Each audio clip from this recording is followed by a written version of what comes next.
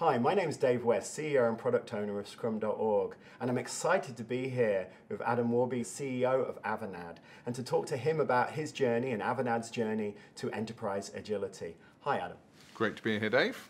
Tell me, when you see Agile and you see Scrum in particular, what sport do you think of? Well, I'm an ex-player and still a passionate follower of the game of rugby, and of course, for me, that's what Scrum means. How long has Avanade been using Scrum and being Agile?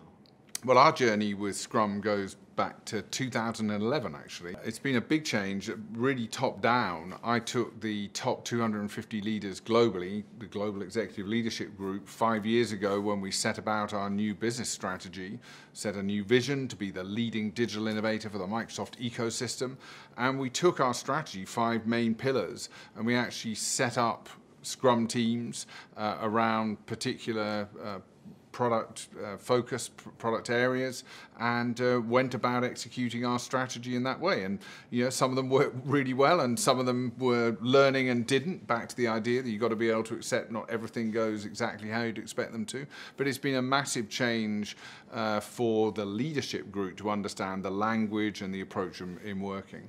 Wow, so does that mean that sort of executive leaders do daily scrums and get that transparency, or participate in sprint reviews? Looking at product backlogs and defining epics and all those good things, it became our language. And I think, if there was a function that I would hold up as our sort of hero and heroine in this, it would be marketing, because they've really embraced this wholeheartedly.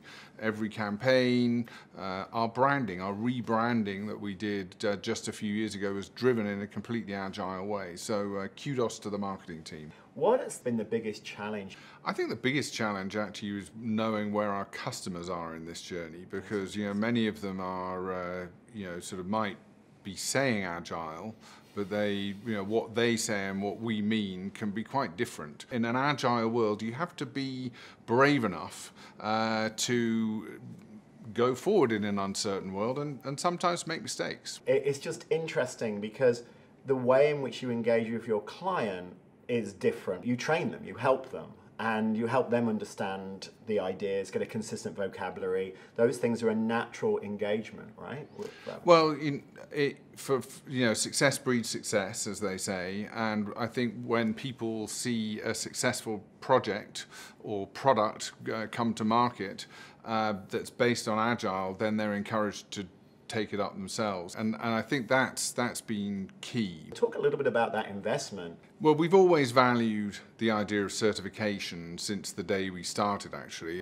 So it was natural in a way when we started our relationship with you in Scrum.org to focus on certification. Now we are the world's leading player in terms of certified trainers. That's valuable to the people as well as to us, and that's this idea of community. You sort of get back what you put in. Tell me a little bit about what your advice would be to a CEO who wants their organization to be more agile. What do they need to do for their workforce? I think it's about linking your business and your outcomes back to what you want from your people.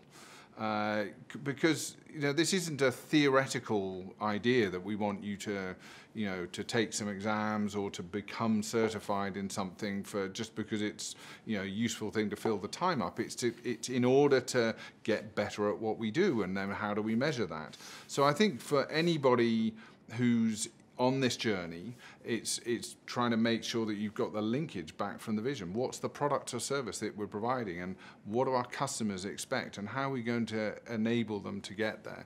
And then that says, okay, well, we've got to take on the skills, and that's what we call agile. And I think often you see companies provide a little bit of their own flavor to your language that makes it real for them. Whether it's in the marketing department or in the software engineering department. When we're working with more business users, technology wasn't in business before, now it is. And those business users are interested in the outcome for their business. So it's driven from the outside in, which I think is critical, not from the technology out. Adam, thank you so much for your time today. It's been very insightful. You've given me a lot of interesting ideas for the future of Scrum and the future of Agile at Scrum.org. and I appreciate you sharing your journey with us today. Well, thank you, Dave. I've enjoyed it, and I continue to learn a lot.